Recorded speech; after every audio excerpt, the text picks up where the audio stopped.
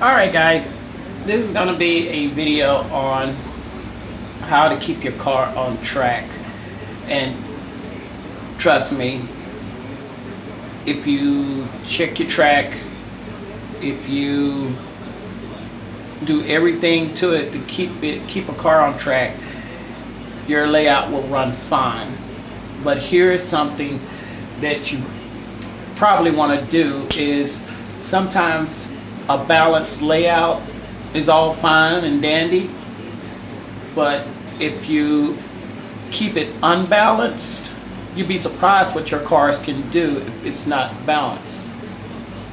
So I'm going to draw a line. Well, I got a line up here I've drawn representing a flat line layout.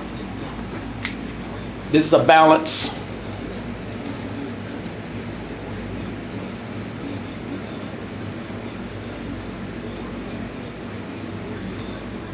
This represents the track.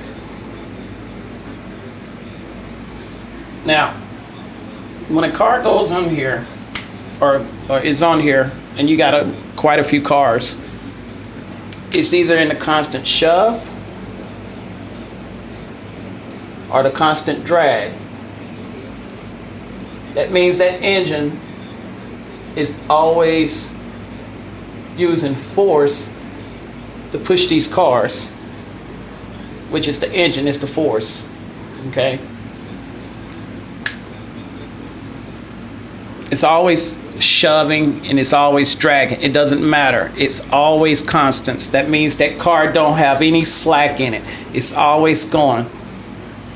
When a car always have a bunch of shove in it, it start building force. I'm sorry, it start building no momentum to go in that direction because it's always all bunched up. In other words, let's take these cars here, for example.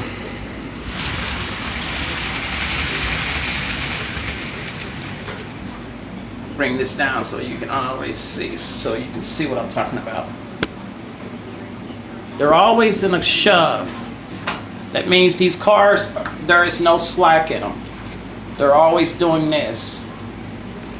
The more force there is, the more the more resistance it should be, is what I should be saying, because you got it a shove and it's being weighed down. That becomes an issue. But here's the kicker. Go back to the board.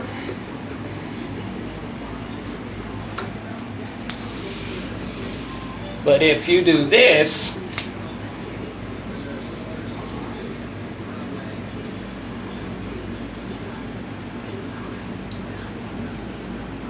this is unbalanced.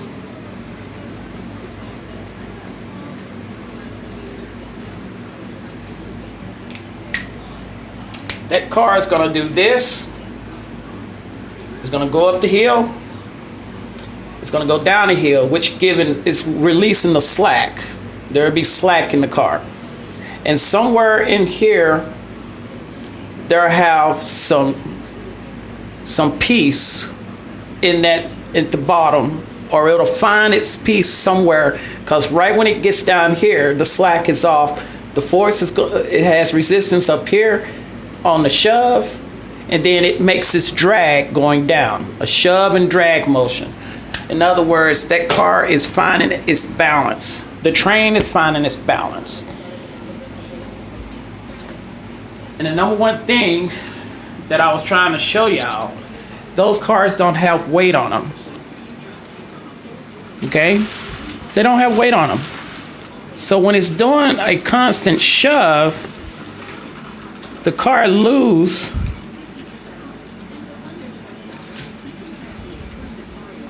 because there's more weight on it. There's more weight. There is nothing to release that shove when it's going down, and it's still in a flat motion.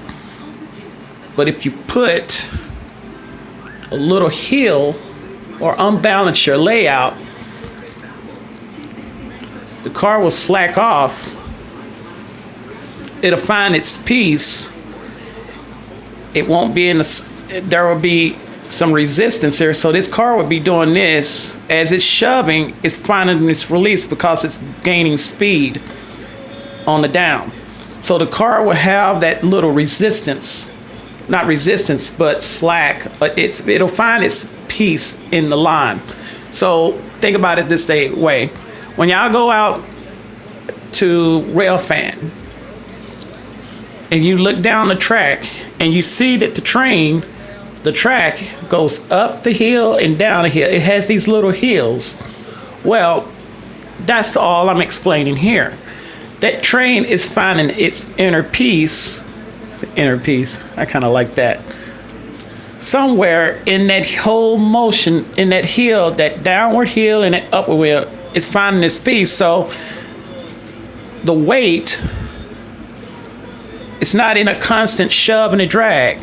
It's going up the shove, down up the shove, down on the drag, up on a shove, down on the drag, and it's finding its piece. So every once in a while you hear a popping noise where the cars are like boom, boom, boom, boom, boom, boom, boom.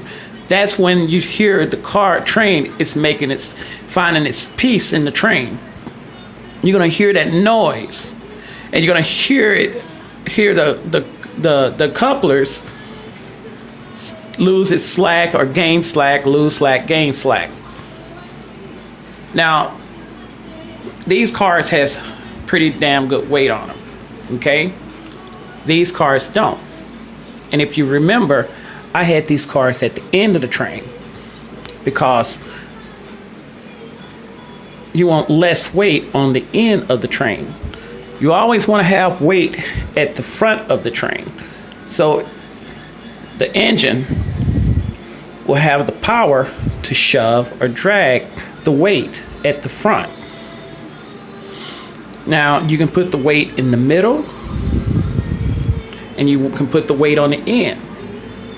Sometimes you can put the weight in the center. No weight in the center, like for example here. I can take this off sometimes. Well, I won't do it because it's too light. It's way too light. So I put this weight on there.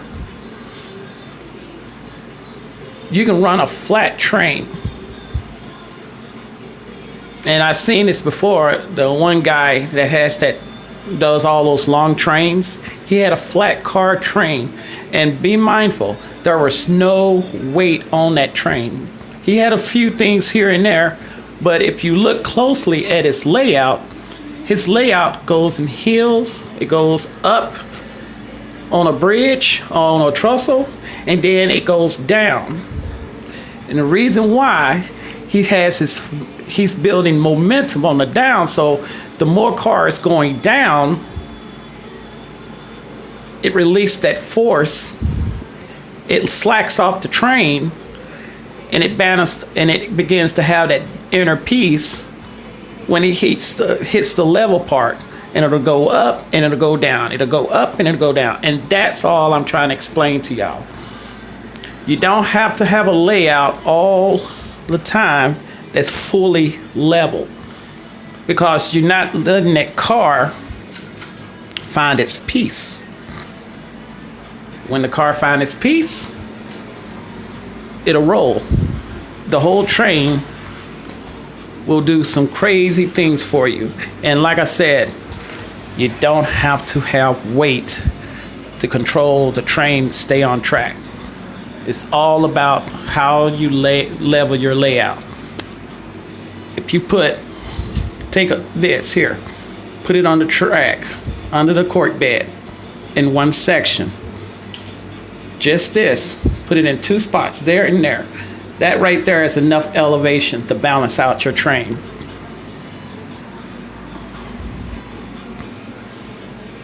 Sometimes you just gotta use a little science with your layout in order to get it to go in what you want it to do, what you want to do.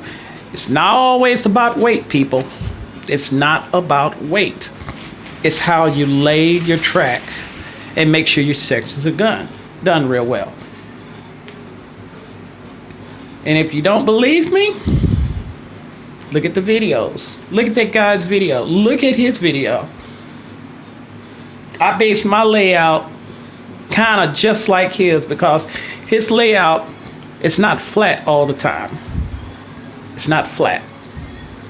This layout is not flat, completely 100% flat. Here's the elevation right here. There's an elevation right there.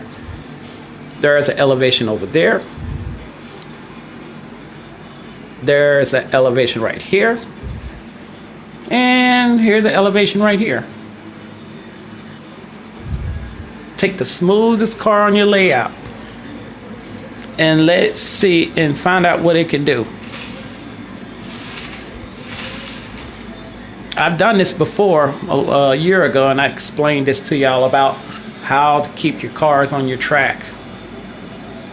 It just took me some time to just actually fix the track, work on my track, detail the track, and you don't have to have new track. And oh, by the way, say that one dude said it looked like I had code 83 on here. Dude, you want to know something? You're absolutely right. There is code 183 on here. I just realized it. I only have one section of code 83 on here. And you want to know where it's at? You want to know? You want to know?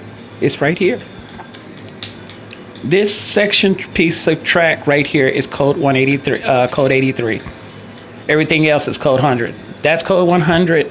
Everything else is code 100. But I guarantee you, I can take this code 83 and mix it with code 100 on the main, and I guarantee these cars will stay on track. Want to know why?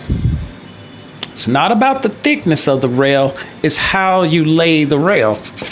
If you shear the sides, on the inside of the track,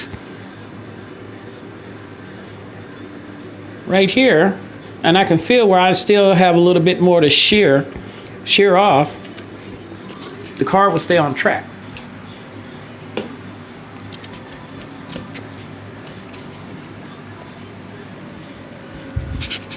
You can make any rail work with any rail. It's all about shearing the sides so that the flange don't pop up. Can't believe I found that code 83 on there. I was like, golly, but that's code 100. Everything else is code 100. This is the only section of code 83 on here. But I guarantee you, that car will stay on track if you know what you're doing. Doesn't matter how much experience you have. It's all about the knowledge of how to make it work. So, back to what I was saying. Unbalance your layout a little bit. And I mean just a fraction. You can take some styrene. Take the styrene. Cut it. Set it under the track to give it an elevation so that your layout is not so balanced, so it's not in a constant shove, it's not a constant drag. You just want that car to find some slack in it. That's all you want to do. And when you do that, your car will always work on your layout. So, removing. Oh shit, removing.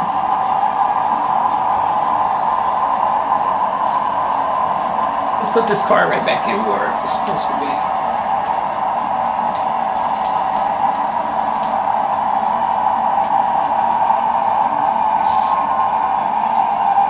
And what I'm going to show y'all is this.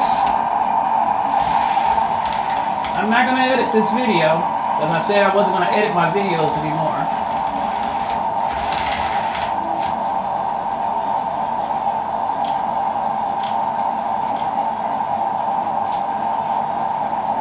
I'm going to put my buffer car, my set car, this right here. Now this car, I went on and took all the metal wheels off of it. There are no metal wheels on these cars here. That one, that Canadian National, it still has the metal wheels on it.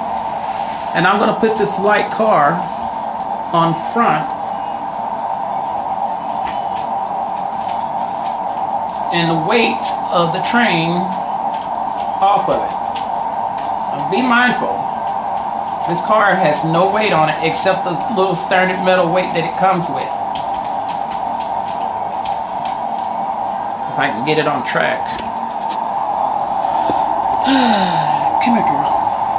Come on, don't be shy, baby. Come to Papa.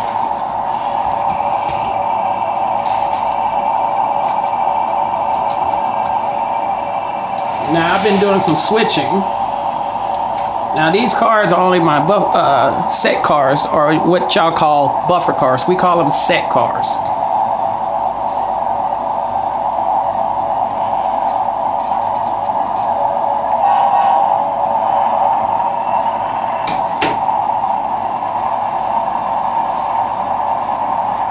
Let's see how long it stays on track on the shove and drag with all the weight on the front of it.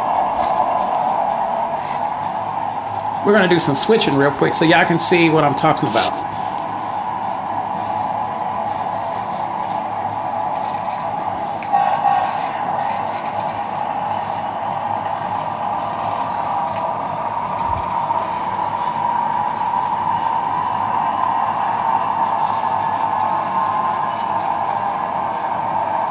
Now my coupler hoses are hitting my switches so much, and I don't like that, but I'll end up fixing it sooner or later. I'm doing my switching from last night. I need to pick up this car here.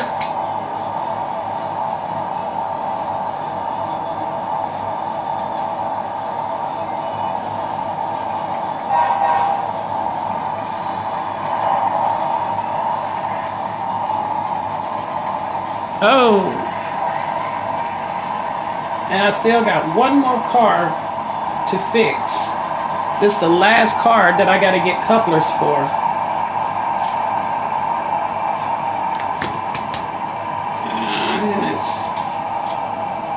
It's a pain in the butt, but I'll fix it sooner or later.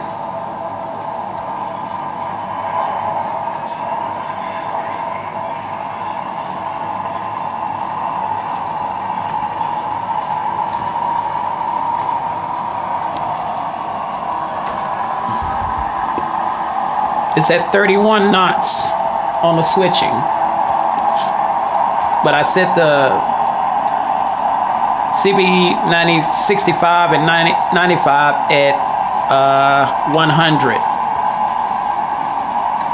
I went by fish plate. I went by what fish plate had for its tsunami decoders.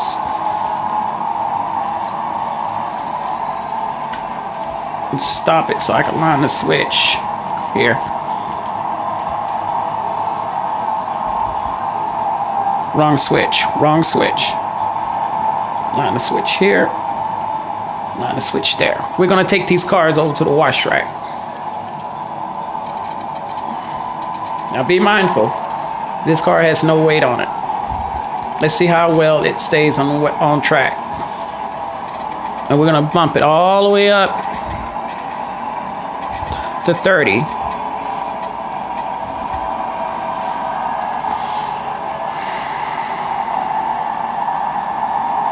We're going to take these cars to the wash rack. We're going to take these 3 bottom cars to the wash rack.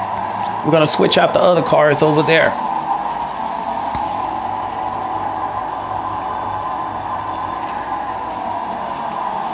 Now, right now, this train is going,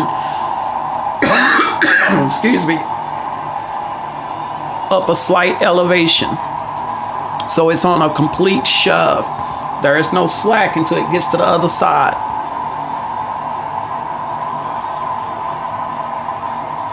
Car still on track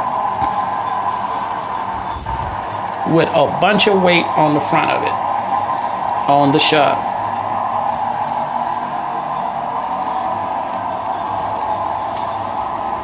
Did I line that switch? Yep, the switch is lined.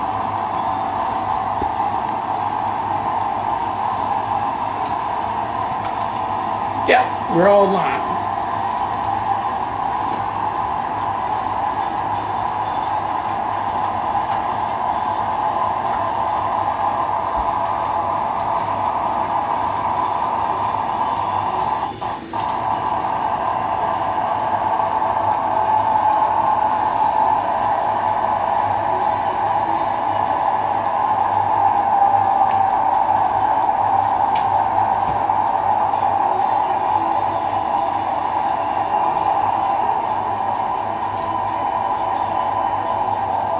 Nicely done. Good job.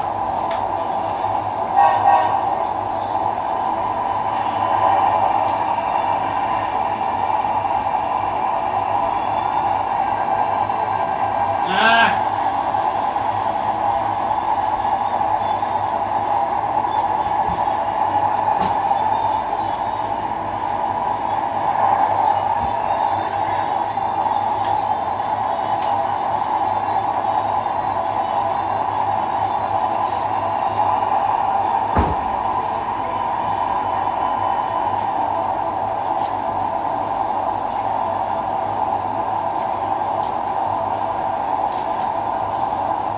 And this is a prime example of how terrible these couplers are. They suck. These couplers are not designed for switching. They're not designed for switching. I can tell you that.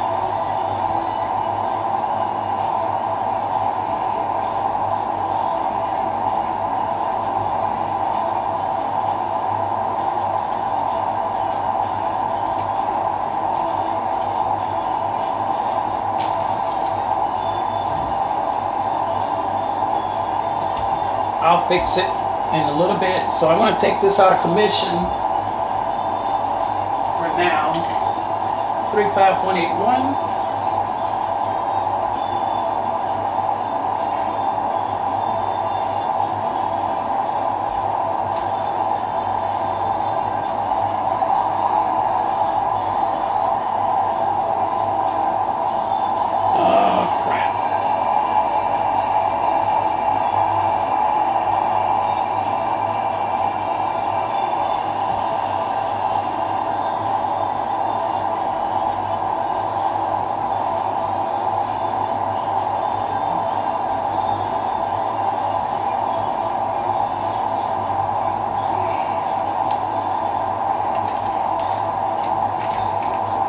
I would try to fix it now, but I'm in stress for time right now because I have to get ready to go to work. So I'm going to red flag this car, put it over here out of the way.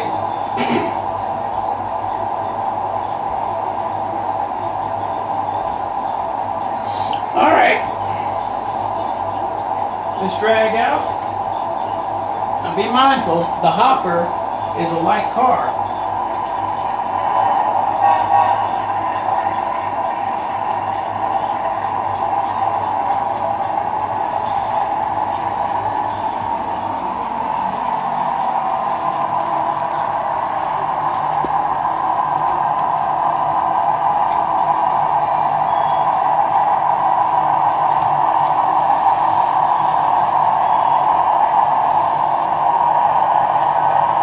And it has a lot of weight it's dragging, but it's hitting a hill now, so every time a car clears the threshold, it's now in the shove motion, not in the drag but in the shove, so it's giving it a little it's clearing the resistance of the force on the shove and the drag, so it's going back and forth.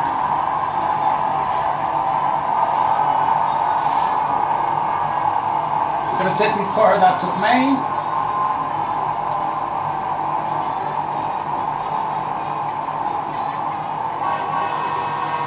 Now it's a complete shove with a lot of weight. Once again, it's got a lot of weight on it, and we're going to put it up to 30.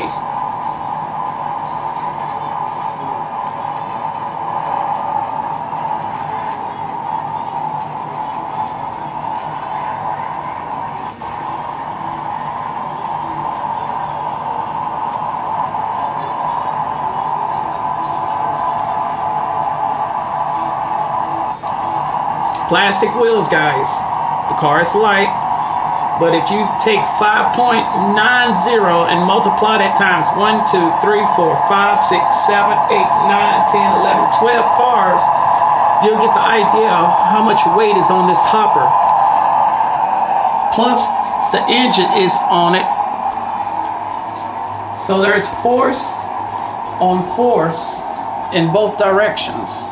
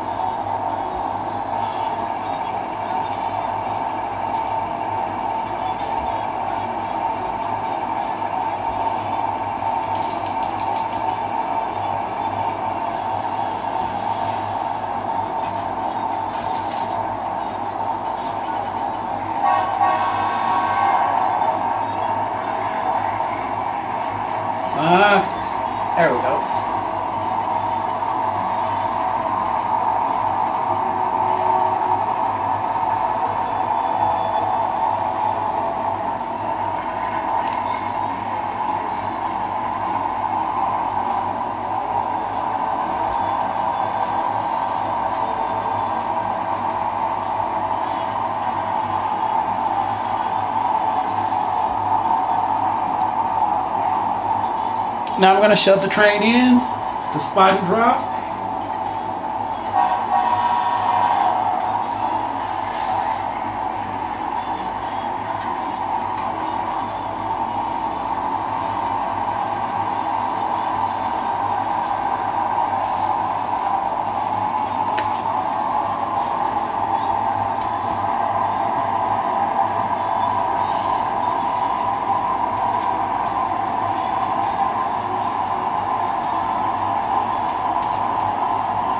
Okay, now it clears the threshold.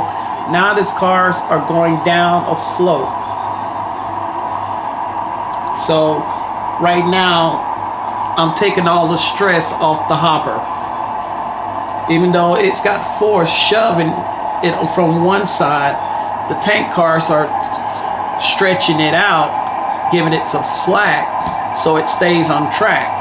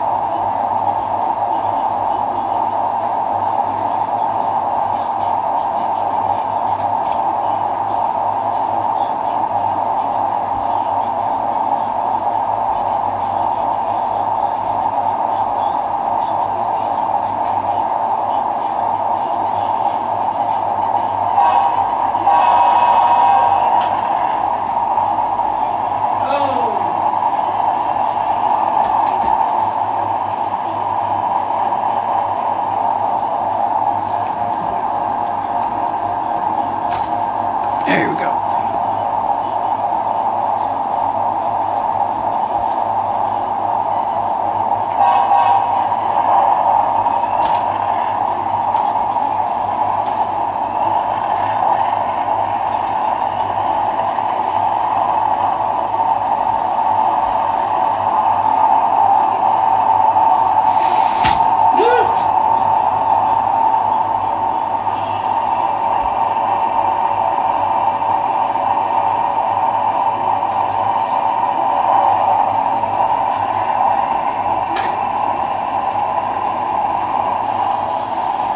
Alright, we're going to take these cars and we're going to go back up and we're going to get in the clear.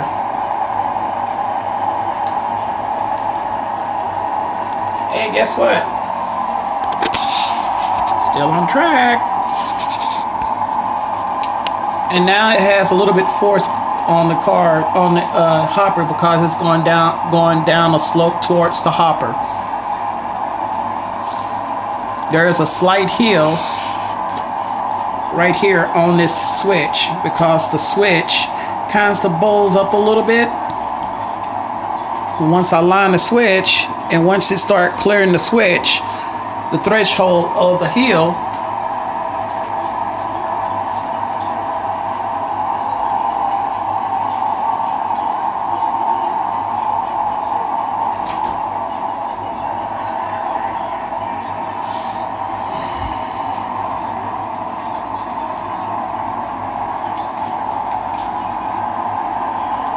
and now it's in the hill, and now you begin to see the car going back and forth.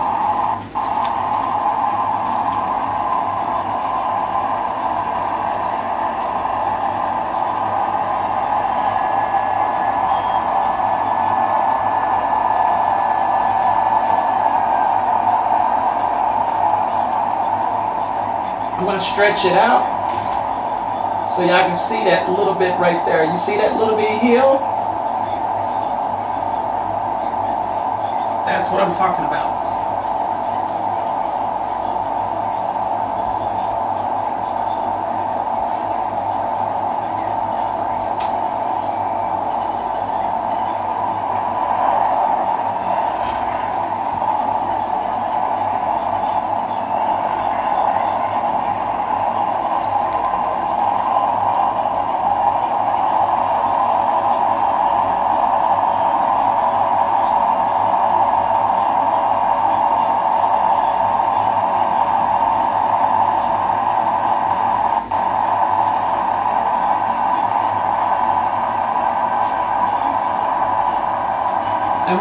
right there.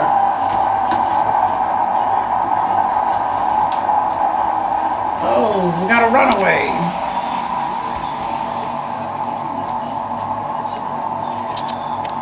And y'all see the hill.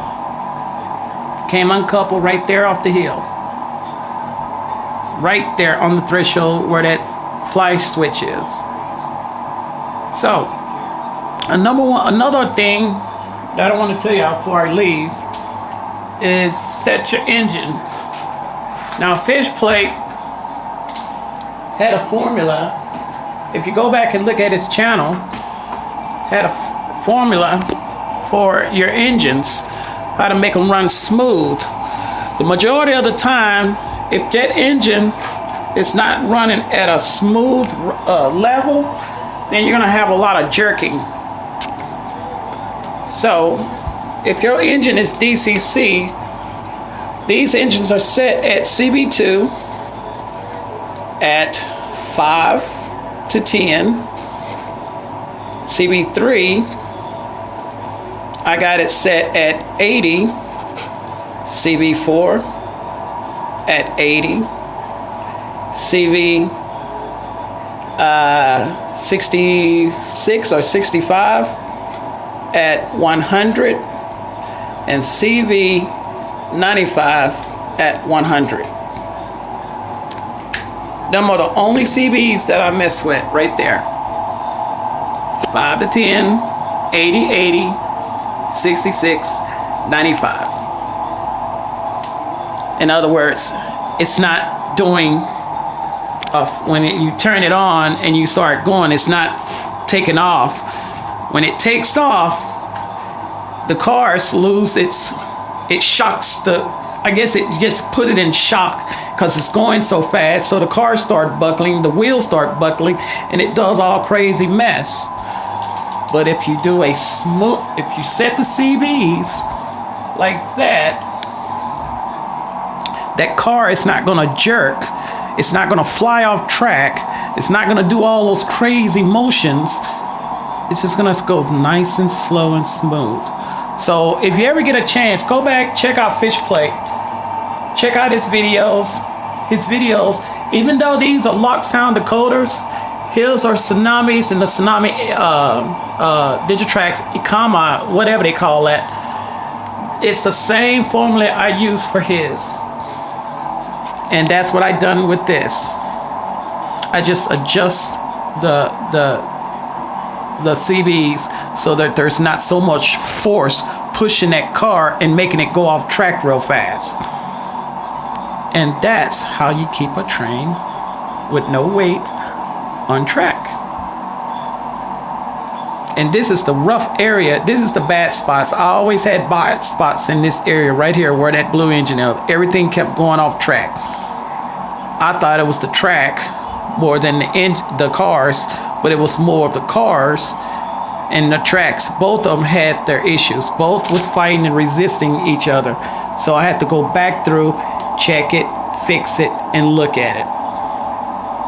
And that's what's happened. Nice smooth run. I have no complaints up here. And this is the hardest area in that juncture right there.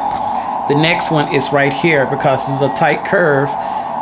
And I'm gonna let y'all see tonight when I come in from work. I'm gonna do a video and I'm gonna let y'all see big girl go across this very narrow gauge. All right, until then, I hope y'all enjoyed this video. It's a little bit long, but I'm just trying to prove a point that sometimes you just need to take the time, adjust your CVs, adjust your track, and you don't have to add weight to your cars. Until then, thank y'all for watching. I gotta get to work. Y'all take care. Bye.